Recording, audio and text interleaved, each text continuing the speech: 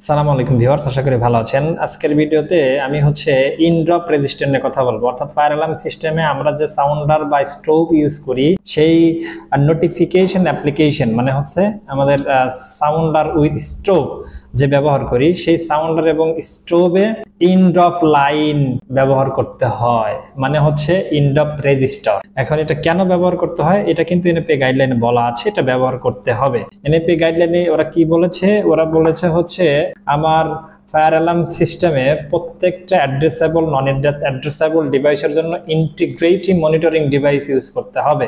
এখন এই বিষয়টা নিয়েই আলোচনা করব, আপনারা একটু ধৈর্য ধরে আমার সাথে থাকবেন। দেখেন, আমরা ফায়ার অ্যালার্ম সিস্টেমে যে লুপের সাথে যে ডিভাইসগুলো কানেক্ট থাকে, সেগুলো তো মোটামুটি একটা মনিটরিং এর ভিতরেই থাকে। এখন ধরেন আমরা বাইরের ফিল্ডে যদি কেউ ডিভাইস একটা খুলে নিয়ে যেতে চায়, তাহলে সেক্ষেত্রে কি হবে? ডিভাইস খোলার সাথে সাথে ডিসকানেক্ট ট্রাবল আমি আমার প্যানেলে পাবো, নোটিফিকেশন হিসেবে প্যানেলে ডিসকানেক্ট ট্রাবল পাবো এবং লুপ ওপেন সার্কিট পাবো। বাট যখন আমার ফিল্ড থেকে একটা দুইটা পাঁচটা সাউন্ডার কেউ খুলে নিয়ে যাবে, তখন কিন্তু আমি বুঝতে পারবো না, যদি আমি না ইওএল ইনড্রপ রেজিস্টার ইউজ না করি। হ্যাঁ, যদি ইনড্রপ রেজিস্টার আমি ব্যবহার না করি, তাহলে আমার ফিল্ডে থেকে 5টা 10টা ডিভাইস যদি সাউন্ডার কেউ খুলেও নিয়ে যায়, আমি কিন্তু বুঝতে পারবো না। তার কারণ এই সাউন্ডার গুলো অ্যাড্রেসেবল না। এটা কখন অ্যাক্টিভ হয়? এটা যখন ফায়ার অ্যালার্ম কন্ট্রোল প্যানেলে যখন ফায়ার আসে, তখন ন্যাকে 24 ভোল্ট পাওয়ার পায়। নরমালি ন্যাকে 24 ভোল্ট পাওয়ার যদি আমি প্যানেল থেকে ইউজ করি, সেক্ষেত্রে মাইনাস ভোল্ট হিসেবে থাকে। অ্যালার্ম আসার সাথে সাথে সেটা প্লাস ভোল্ট হয়ে সাউন্ডারকে বাজায় দেয়। আর যদি কেউ আমরা পাওয়ার সাপ্লাই ইউজ করি, তাহলে সেই ন্যাকে কোনো সময় পাওয়ার থাকে, কোনো সময় নেগেটিভ পাওয়ার থাকে। তো যখন ফায়ার অ্যালার্ম আসবে, তখন এই ন্যাকে 24 ভোল্ট সাপ্লাই হয়ে সাউন্ডার গুলো বাজবে। এই ন্যাক বলেন আর পাওয়ার সাপ্লাই বলেন, যেটাই বলেন না কেন, সেটা ফায়ারের সাথে ট্রিগার করে। আর নরমালি মাইনাস ভোল্ট থাকে, আবার কোনো টাইপ ভোল্ট থাকে না। অ্যালার্ম আসার সাথে সাথে সেখানে ন্যাকে ভোল্টেজ পায়, ভোল্টেজ পাওয়ার পরে সাউন্ডার গুলো বাজে। এখন আমার সাউন্ডার গুলো তো ফিল্ডে যেভাবে সাজানো আছে, ওই অবস্থায় যদি ওইখান থেকে কেউ দুইটা একটা সাউন্ডার খুলে নিয়ে যায়, আমরা বুঝতে পারবো না, যদি আমরা ইনড্রপ রেজিস্টার ব্যবহার না করি। আর যদি ইনড্রপ রেজিস্টার ব্যবহার করি, তাহলে সেখান থেকে একটা ডিভাইস খোলার সাথে সাথে স্ল্যাব লাইন ওপেন সার্কিট অথবা আমার আউটপুট ওপেন, এরকম একটা নোটিফিকেশন আপনাকে প্যানেলে দিবে। তখন আপনাকে বুঝতে হবে যে আমার রেজিস্টার মিচিং হয়েছে, অথবা কেউ ওইখান থেকে সাউন্ডার একটা খুলে নিয়ে যাচ্ছে। আপনি তখনই সেই লোকেশনে চলে যাবেন, গিয়ে সেই জিনিসগুলো তদারকি করবেন। এই জন্যই মূলত এনএফপি তে ইওএল ইনড্রপ লাইন ব্যবহার করতে বলা হয়েছে। আপনাদের সাথে একটা চিত্র শেয়ার করতে চাই, আপনারা দেখলেই বুঝতে পারবেন। দেখেন, এটা আমার নেক সার্কিট। এখান থেকে পাওয়ার এইদিকে যাচ্ছে। আমরা একটু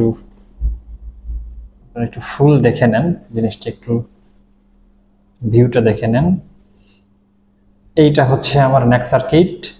এই নেক সার্কিট থেকে পাওয়ার এসে দেখেন এই 9টা ডিভাইস কভার করেছে। এই 9টা ডিভাইসের লাস্টে ইওএল ইনড্রপ লাইন রেজিস্টার ইউজ করা হয়েছে। এইভাবে আমার প্রত্যেকটা ন্যাকের কানেকশন করতে হবে। ধরেন একটা ন্যাকে আপনি 9টা 10টা যে সাউন্ডার ইউজ করেন না কেন, আপনার কানেকশনটা এরকম সিরিয়ালি হতে হবে। দেখেন, এরকম সুন্দর করে সিরিয়ালি হতে হবে। আপনি টি কানেকশন নিতে পারবেন না। টি কানেকশন দিলে তখন এই রেজিস্টার আর কাজ করবে না। এই যে একটার পর একটা সুন্দরভাবে সিকোয়েন্স অনুযায়ী আপনাকে ওয়ারিং করতে হবে এবং লাস্টে ইনড্রপ রেজিস্টার ইউজ করতে হবে। এরকম করে যদি আপনি না দেন, তাহলে আপনার এই ওয়ারিংটা অ্যাকসেপ্টেবল হবে না। দেখেন, আপনাদেরকে আরেকটু ভালো করে দেখাই, খেয়াল করেন। এইটা আমার ন্যাক। এই ন্যাক থেকে পাওয়ার এদিকে যাচ্ছে। দেখেন, এটা আমার সাউন্ডার 1, এটা ধরেন আমার সাউন্ডার 2, এইটা 3, এইটা আমার 4, এইটা আমার 5, এইটা আমার 6, এরকম করে এটা আমার 9 নাম্বার। হ্যাঁ, এই লাস্টে গিয়ে আপনাকে ইনড্রপ রেজিস্টার দিতে হবে। তাহলে দেখবেন যে কোনো জায়গা থেকে যদি সাউন্ডার একটা খোলা হয়, তখন সুন্দর করে প্যানেল নোটিফিকেশন চলে যাবে। এইভাবে প্রত্যেকটা ওয়ারিং একটার পরে একটা সুন্দর করে আপনাকে ওয়ারিং করে দেন। লাস্টে আপনার ইনড্রপ রেজিস্টার ইউজ করতে হবে। দেখেন, আপনাদেরকে আর একটা চিত্র শেয়ার করতে চাই। দেখেন এইটার ভিউটা দেখেন আপনারা, যে এইটা হচ্ছে এলোমেলো ভাবে ওয়ারিং করা হয়েছে। হ্যাঁ, মানে টি কানেকশন, সাউন্ডার কিন্তু সবই বাজবে, সাউন্ডার কিন্তু একটাও মিস করবে না, সবই কিন্তু বাজবে, বাট এই ওয়ারিংটা অ্যাকসেপ্টেবল নয়। অডিটররা এই ওয়ারিংটা হচ্ছে কোনোভাবে অ্যাকসেপ্ট করবেন না। আর আমাদের আগে যেই সিস্টেমগুলো ইনস্টল করা আছে দেখবেন যে অনেকেই হচ্ছে এরকম টি কানেকশন দিয়ে অনেকেই যে যেমন পারে সাউন্ডার বাজলেই হয়েছে এরকম ভাবে ওয়ারিং করেছেন, সেখানে কিন্তু আপনার ইনড্রপ রেজিস্টার কাজ করবে না। হ্যাঁ, ইনড্রপ রেজিস্টার আপনাকে তখন দিতে হবে হচ্ছে ওই ন্যাকের সাথে, একেবারে শুরুতে এই যে ন্যাক সার্কিটের এখানে আপনাকে আপনার রেজিস্টার দিতে হবে। এই রেজিস্টার দিয়ে কোনো লাভ নাই।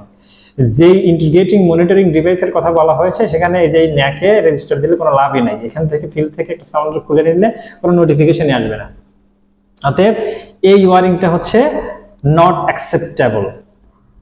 আপনারা হয়তো চিত্র দেখে সুন্দরভাবে বুঝতে পেরেছেন। দেখেন এই যে এখান থেকে নিয়ে এলোমেলো ভাবে ওয়ারিং করা হয়েছে, সবগুলোই পাবে, সবগুলো সাউন্ডারই হচ্ছে আপনার অ্যালার্ম আসলে তারা বাজবে। বাট হচ্ছে যদি কোথাও থেকে কোনো ডিভাইস এই যে কোথাও থেকে কোনো সাউন্ডার যদি খুলে নেওয়া হয়, সেটা আপনার প্যানেলে কোনো সিগন্যাল দিবে না যদি টি কানেকশন থাকে। আর আপনি এর আগে যেটা দেখলেন সেটা থেকে কোনো সাউন্ডার যদি খোলা হয় তাহলে প্যানেলের নোটিফিকেশন পাবেন। যে কোনো জায়গা থেকে একটা সাউন্ডার খুললেই প্যানেলের নোটিফিকেশন পাবেন। আশা করি আপনারা এই বিষয়টা বুঝতে পেরেছেন। আর এই রেফারেন্সটা আপনারা পেয়ে যাবেন হচ্ছে NFPA 72 সেকশন হচ্ছে 18.3.6। আশা করি আপনারা বুঝতে পেরেছেন। Thank you.